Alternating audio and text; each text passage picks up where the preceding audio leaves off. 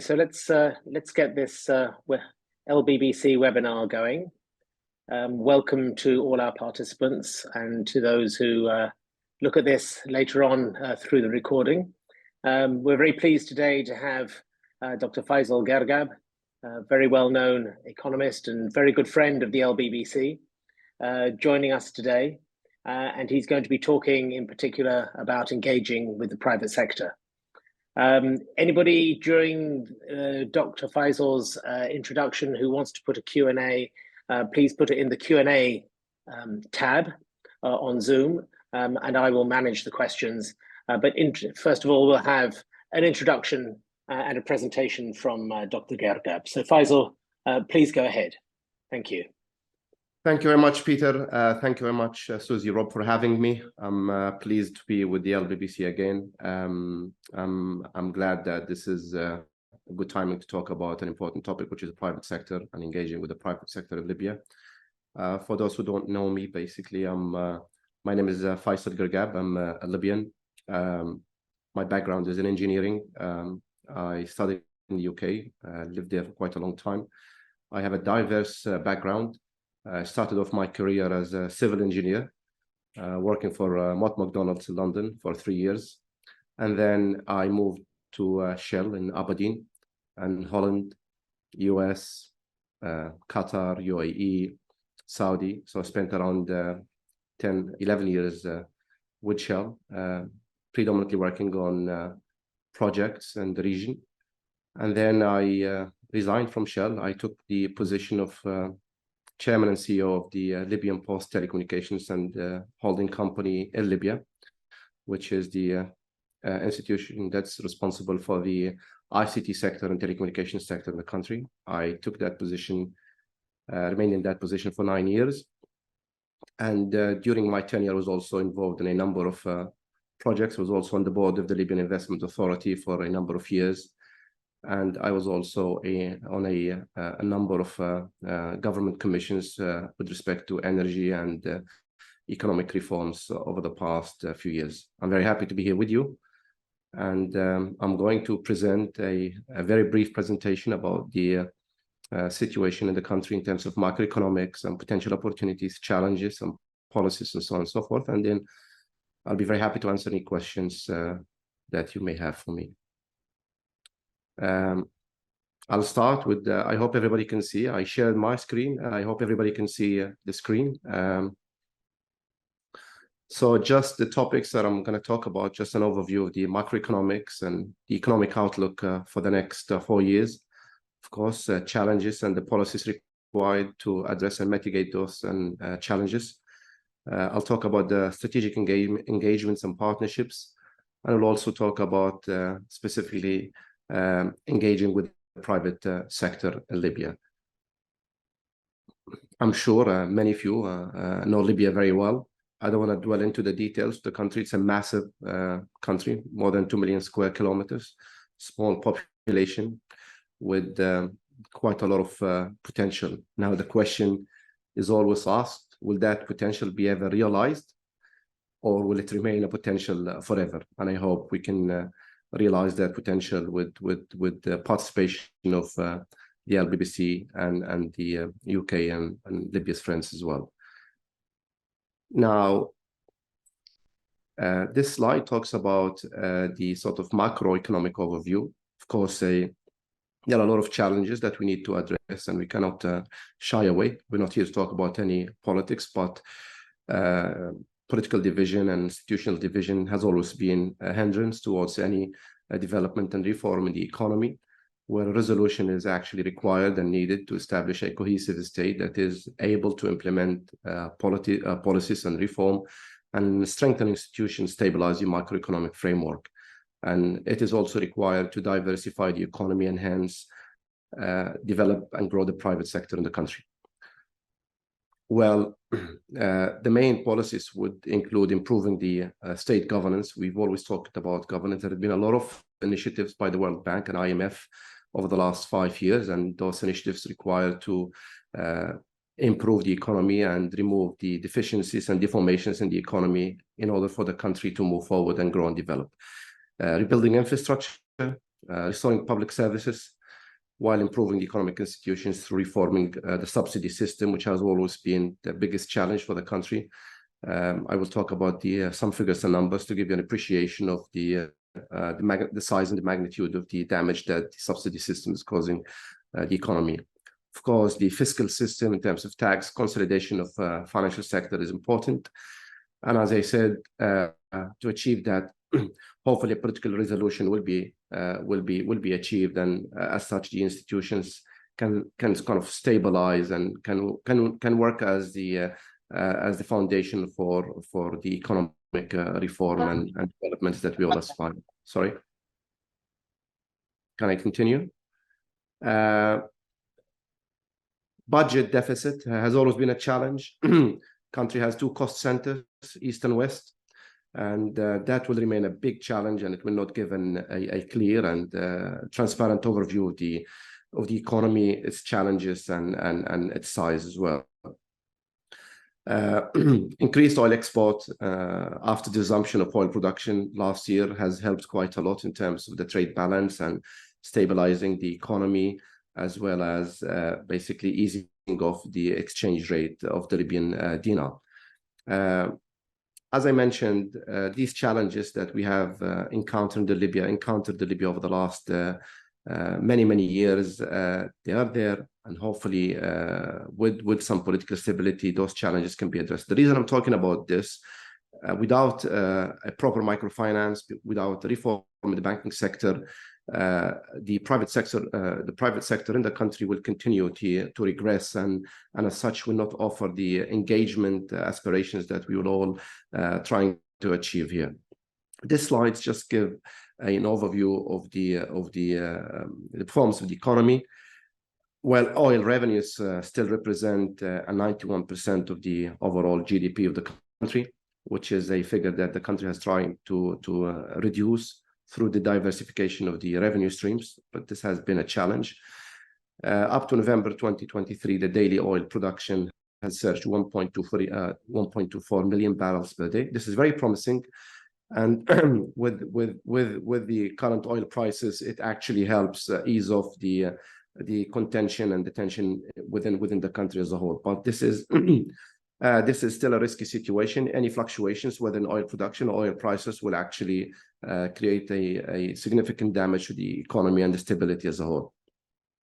Again, political division interrupted the 2022-2023 recovery plans. We still have political division. We still have two central banks in the country, two cost centers, and some of the main institutions in the country are still divided. Consumer price index, I mean, these figures are basically, one of the biggest challenges in Libya, you don't have indications and figures because of lack of disclosure and release of information, but we try to sort of accumulate these numbers, whether from the CBL publications or World Bank. So these are very indicative. I wouldn't say they're very accurate, but they give a good indication of the overall performance. In 2023, basically the CPI index compared to 2020 has actually risen to 295.9 points. Inflation rate month for month has increased to 3.43%. Public expenditure up to 2023 has reached a staggering 91.7 billion dinars. Although the revenues, I'm quoting the figures in dinars, revenues up to November 2023, which is 110 billion dinars, which is in the region of, I would say, $29 billion. What the shocking figure here is the salaries and the subsidies constitute, at least 65% of the overall expenditure. And this is the biggest challenge that the country is currently encountering and will continue to encounter. In 2022, the unemployment rate has reached its highest in record, which is exceeding 20%, which is quite significant given the nature of the demographics and population of the country, where 70% of the population is below the age of 35. While national gross income per capita has decreased to $7,260 compared to last year. Now, this slide just gives an overview of the, which is this is straight from the publication of the central bank last week. It just gives a description of the various revenue streams. As you can see here, that the oil revenues just still represent a significant amount to compare to the other revenue streams, and this will continue to possess a significant challenge and risk to the economy. I don't want to go through the details, but I'm happy to share the slides with you. Now, in terms of expenditure, as you can see that when we say chapter 1, which is basically salaries and goods and services, they're in excess of 50% of the overall expenditure, where things like development budget is in the region of 16.8 billion. Now, National Oil Corporation, NOC, has been given quite a healthy budget, which is 9.9 billion. They've requested around 34 billion dinars over the next 5 years. So they have been allocated quite a healthy, significant budget compared to the previous years, as well as the General Electricity Company. Now, within the JCOL and the NOC, there had been a lot of discussions with respect to the surge in the consumption of heavy fuel oil, which is basically the diesel required for the power generation. The number is 3 or 4 times what the country used to basically consume. Whilst one understands that the overall power generation has improved, but an improvement of power generation of 25% does not basically account to the surge of the huge consumption of heavy fuel oil. And there had been a lot of discussions and challenges whether this consumption is correct, and whether these volumes basically get illegally trafficked out of the country, which is a very well-known fact. Now, in terms of the economic outlook, talking about the current and future, as I have mentioned, political resolution is a prerequisite. The country is a petro economy, unfortunately. I just want to give some historical context. Libya, before independence in December 1951, was considered to be one of the poorest nations in the world, with the lowest number of population, around 700,000 people. Fortunately, with the discovery of oil in the early 60s, there has been a huge and massive development and growth in the economy. And with that, there was a very healthy growth in the private sector, where local enterprises has been created in various industries, not only in the energy sector, but in the infrastructure, education, and services, health and education, and so on and so forth. But unfortunately, when the the political system changed in 1969 with the coup, we have seen a regression in the private sector as a result of these socialist policies and that has been introduced by the state back then, where there had been a complete eradication at some point in the 80s and early 90s of the private sector, which found it extremely difficult to recover. Although we have seen quite a significant improvement in the last 10 years before 2011, but unfortunately, with the events post 2011, where the country hasn't seen a stable spell, with more than 9 governments over the last 13 years, complex divisions. As a result, we have seen a massive surge in employment in the public sector, where now 2.8 million people are employed by the government, which represents more than 85 or 90% of the total workforce in the country, consuming more than 65% of the budget. This is extremely complex and difficult, and basically leads to huge deficiencies and deformation in the economy, inflation, and what have you. And also with that, coupled with that is the lack of a well-developed banking system, and consequently microfinance, where a country with no interest rate, where banks are not basically contributing in terms of lending. How could you have any prospect of growth in private sector without a contribution of the banks in terms of lending and participating in projects? There are other complications, but these sit at the helm of the key challenges that the country is facing at the moment. Of course, the resumption of oil production and the recovery of oil production has helped the economy, but it is still a massive, significant challenge, subject to fluctuations, whether in production rates or prices. I don't want to dwell too much on the past. Of course, there are a lot of challenges. And the reason I'm talking about this, I just want to be very pragmatic. I don't want to sort of, portray a rosy picture. Early in my presentation, I mentioned there's a significant potential. What we're trying to do here is to be able to realize that potential, but without addressing these challenges and implementing these macroeconomic reforms, whether in the microfinance or the banking sector or the policies, regulations, security, political divisions. That is a key enabler to achieve a healthy private sector that can actually contribute as a pedestal for a reformed economy and can work as a good platform for potential strategic partnerships with interested parties, whether it's FDI or infrastructure firms or service companies, whether in the UK or elsewhere. Corruption, it's an important point. I don't want to basically miss that. It goes without saying, control public expenditure, state controls all the projects. With that comes, of course, practices of corruption, of bribery, lack of disclosure, transparency, and adding to that political instability, fragile security system. It's just a recipe for massive challenges. As I said, I'm not trying to basically deter whoever is interested in Libya, but what I'm trying to say that these challenges are basically addressable, that can be mitigated, and I'm just going to talk about what is it that can be done to try to basically approach the private sector in a systematic, healthy manner.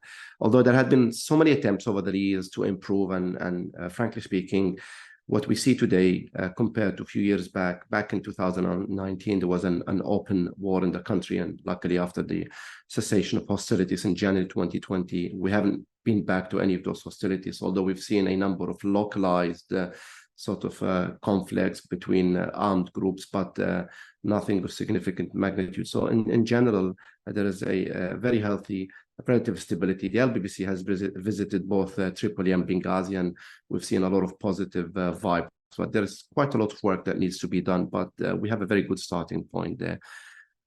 Now we come to strategic engagements and partnerships. How do we mitigate those risks, and how do we access the market in an appropriate fashion in terms of network expansion and addressing those risks? Now, it is very I just want to talk, being a government official for so many years, and before that in private sector, I think in terms of sustainability, whether to work in the country, Libya or elsewhere, it is actually of profound importance to forge those alliances and partnerships with the private sector for so many different reasons.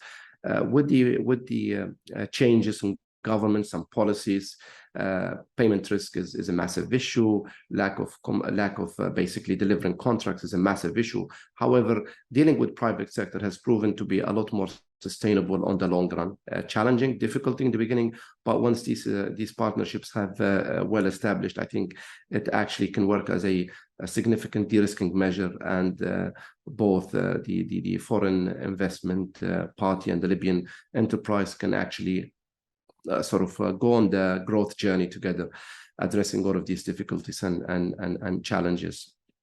Now, in terms of why is this important in terms of forging the relationship, it actually works as an acceleration to develop businesses and growth. I'm sure for those of you who have been basically approaching the Libyan market and trying to sign contracts with governments, a lot of cost has been paid over the years, but at the end, not many of these contracts have been signed. However, we have seen a relative improvement in terms of allocating some of these infrastructure and development projects to local companies, but the challenge there in Libya, the local companies, the local enterprise, they don't have the right size, lack of funding, lack of expertise. Economy of scale has always been a deterrent factor to allow the government to grant these sort of opportunities and contracts to these companies, which offers a significant opportunity international enterprise and companies to go into the market. Now, technology and knowledge transfer is a fundamental issue. Having worked in technology for the last 10 years, I think the introduction of improved infrastructure in terms of digital transformation and improved government services does help quite a lot with sort of cutting the red tape and expediting execution.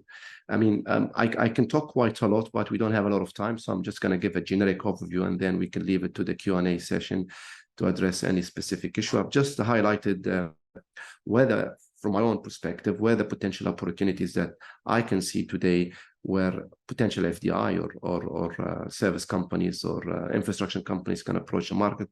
It goes without saying, energy sector is the key. Whilst having participated in the COP28, where we talk about the reduction of the carbon footprint and moving more into the energy sector, I think the country has to basically expedite its sort of ambition to try to utilize the revenues from the oil production and move into more of a green energy generation. But we still have time to do that. I can see some good opportunities within the renewable energy.